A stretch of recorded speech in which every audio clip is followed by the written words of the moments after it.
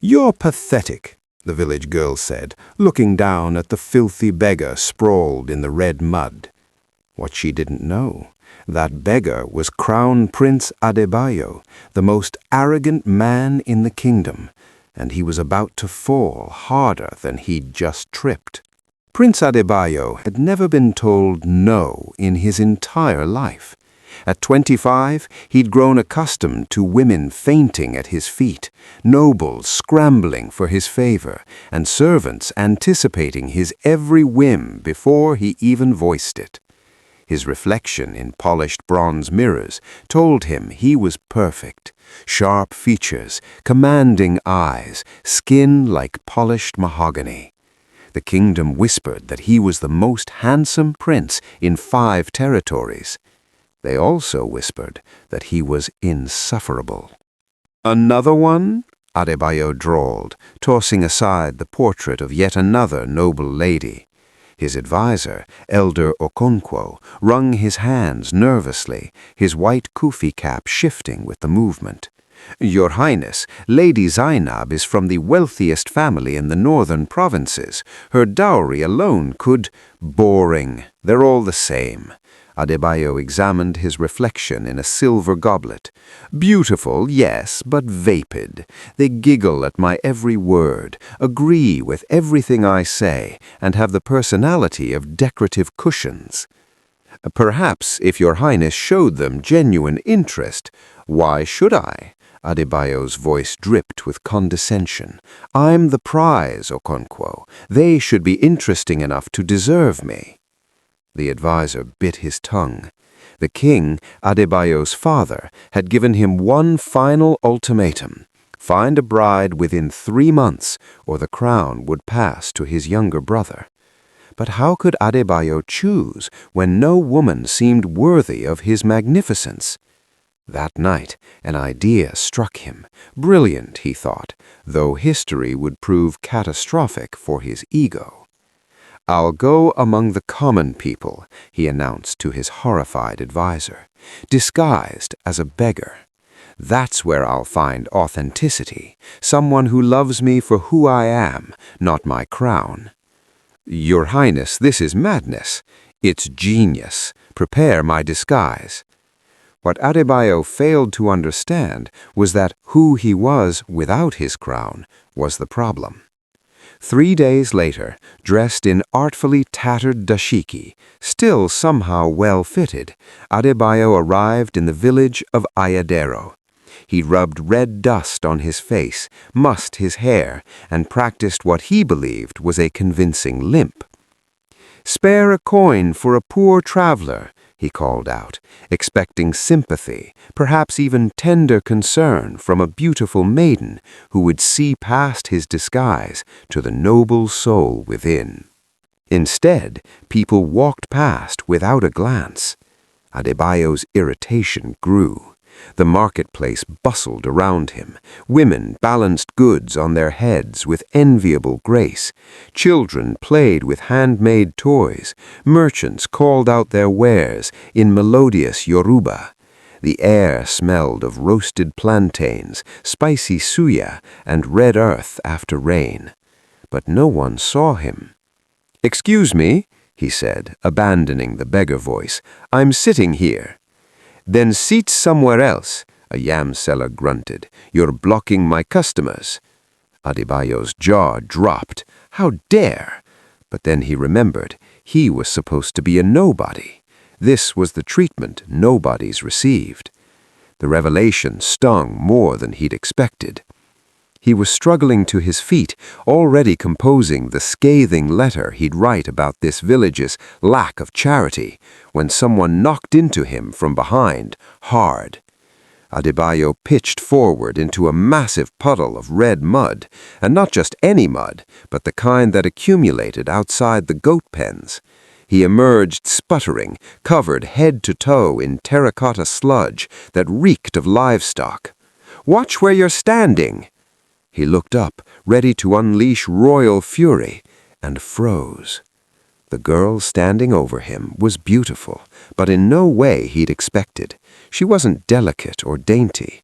She wore a vibrant orange and gold Ankara wrap dress, the fabric adorned with geometric patterns that spoke of tradition and pride. Her head wrap was tied high and proud, and she carried a massive woven basket of millet on her head without using her hands, a feat that required incredible strength and balance. But her eyes stopped him. Dark, intelligent, and currently filled with more annoyance than apology. "You're pathetic," she said flatly. Adebayo's mouth opened and closed. No one had never in his entire life.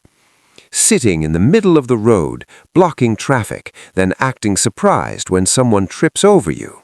She adjusted the basket on her head with one elegant movement. "If you're going to beg, at least do it effectively.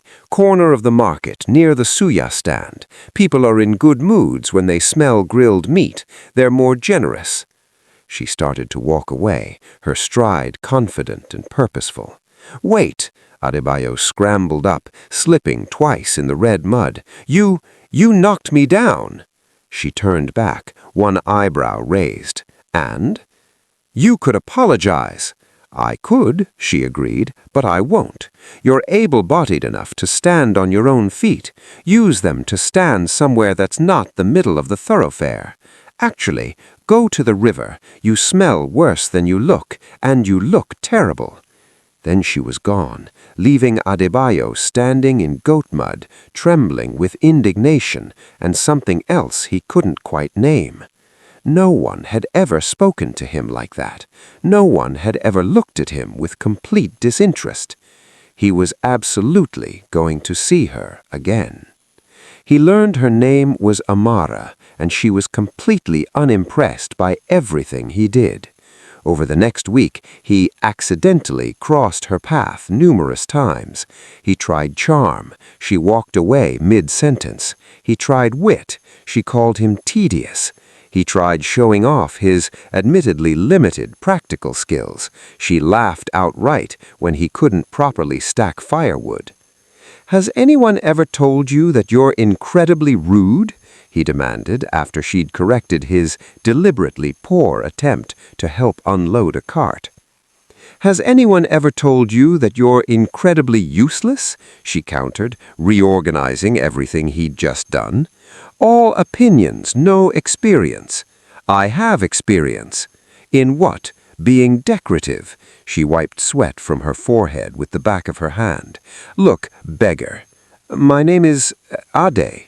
"Fine, Ade. If you want to earn coins in this village, you need skills. Can you farm, build, fish, heal?" "I can ride horses very well." Amara stared. "You're a beggar who can ride horses." "I worked in the palace stables." The lie came desperately. "Before I fell on hard times." "Then go help Baba Musa's farm. He needs someone to tend his cattle. At least you'll earn honest food." She turned back to her work, dismissing him again. But this time, Adebayo noticed the calluses on her hands, the tired set of her shoulders, the way she never stopped moving, always working, always contributing. "Why are you always alone?" he asked. "Where's your family?" Her hands stilled just for a moment. "Gone. Fever 2 rainy seasons ago. I take care of my younger brother now, which is why I don't have time for lazy beggars with soft hands and soft work ethic. Go on then. If you're staying, make yourself useful." That night, Adebayo lay in the barn where he'd been sleeping, an experience that had thoroughly disabused him of any romantic notions about rustic life, and thought about Amara. She was nothing like the women at court. She didn't flatter or fawn. She demanded he be useful, not ornamental. When she looked at him, she saw not a prince or even a potential suitor. She saw someone taking space without contributing. It was humbling. It was he was beginning to realize exactly what he needed to hear. The next morning, Adebayo went to Baba Musa's farm. He was terrible at first. His excellent riding was useless when the work involved herding cattle, hauling feed, and managing animals that didn't respond to entitled commands. The African sun beat down mercilessly. His hands blistered. His back ached in ways he'd never experienced. He fell into his borrowed sleeping mat, each night too exhausted for his usual vanity.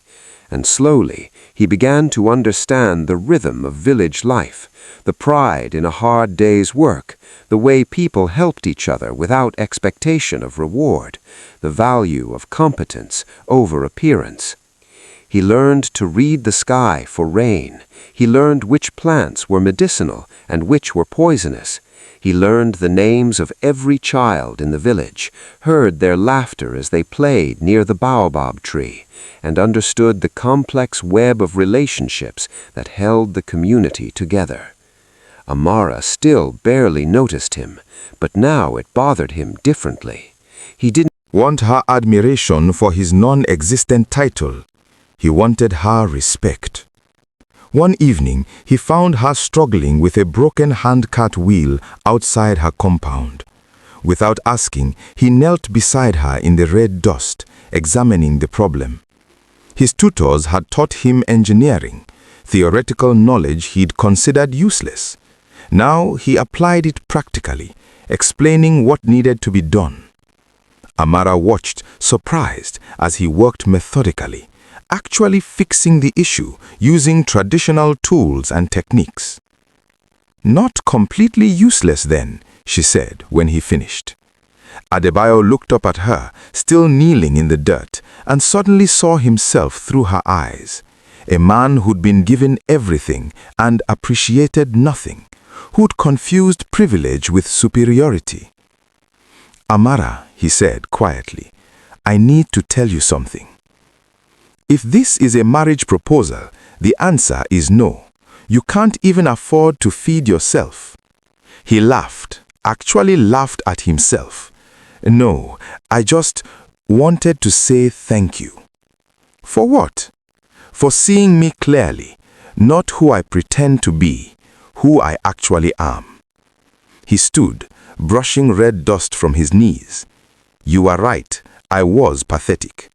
She studied him with those intelligent eyes. "Was? I'm working on it." For the first time, Amara smiled at him, really smiled. "I suppose you are, Ade. You've been less insufferable lately." "High praise from you." "Don't let it go to your head." But something had shifted between them. Over the following weeks, they began talking, real conversations. She told him about her dreams of starting a school for village children, about her brother's cleverness with numbers, about the weight of responsibility she carried. He listened, really listened, and shared his own thoughts, carefully edited to hide his identity, but honest in ways he'd never been before. He learned she was brilliant, fierce, kind to those who needed it, and hard on those who could handle it. She challenged him, called him out, made him think beyond himself. She taught him to grind cassava, to identify the best yams at market, to read the subtle signs of coming weather in the behavior of birds. And he fell in love, not with an image or an ideal, but with a woman who saw his flaws and expected him to be better. The 3-month deadline was approaching. Adebayo knew he had to return to the palace, but the thought of leaving Amara, of returning to a life where people told him only what he wanted to hear, filled him with dread. One evening, as they sat by the river, watching the spectacular African sunset paint the sky in layers of orange and purple, he finally told her the truth. Amara listened silently as he confessed everything, his identity, his arrogance, his foolish plan. He waited for anger, for accusations of lies. Instead, she laughed, the sound like music across the water. "I know." "You what?" "I figured it out weeks ago. No beggar speaks 3 languages or knows palace engineering." She shook her head, her braids with their cowrie shell beads clicking softly. The real question is, did you learn anything? Adebayo took her hands, calloused and strong and perfect. I learned that I was wrong about everything, that value isn't something you're born with, it's something you build through how you treat people, how you work, how you show up every day and try to be better than you were. And I learned that I don't want a queen who flatters me. I want a partner who challenges me to be worthy of her. He met her eyes. I love you, Amara. Not because you are impressed by me, but because you are not, because you made me earn even your basic respect, and it was the best thing anyone ever did for me. Amara was quiet for a long moment, watching the sun sink below the horizon, turning the river to liquid gold. Then she smiled. You are still somewhat pathetic. I know. But you are learning. That's worth something. She squeezed his hands. So here's what's going to happen. You're going to go back to your palace.